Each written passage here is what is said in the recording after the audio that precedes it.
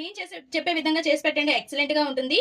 Crispy and spicy kaju corn పల్లి చాలా టేస్టీగా ఉంటుంది. అండ్ ఫస్ట్ అయితే మనం స్వీట్ కార్న్ తీసుకోవాలి, వీటిని ఉడకబెట్టుకోవాలి. ఉడకబెట్టుకున్నాక వాటర్ తీసేసి ఇవి ఒక బౌల్లోకి వేసుకోవాలి. బౌల్లోకి వేసుకుని ఇందులో మొక్కజొన్న పిండి అండ్ మైదా పిండి, తగినంత ఉప్పు వేసి ఈ స్వీట్ కార్న్కి బాగా కోడయ్యేలా చూసుకోవాలి, కోడ్ చేసుకోవాలి. ఇంకా చేసుకున్నాం కదా, ఇప్పుడు లైట్గా 1 టేబుల్ స్పూన్ వేసుకొని వాటర్ మిక్స్ చేసుకోవాలి. అంటే ఒకేసారి వేయకూడదు, 1 టేబుల్ స్పూన్ లాగా వేసుకొని ఇంకా వీటికి బాగా పట్టించుకోవాలి పిండి అండ్ సాల్ట్ అంతా కూడా. చూడండి ఇలా పట్టించుకొని దీన్ని పక్కన ఉంచేసుకోవాలి. ఇప్పుడు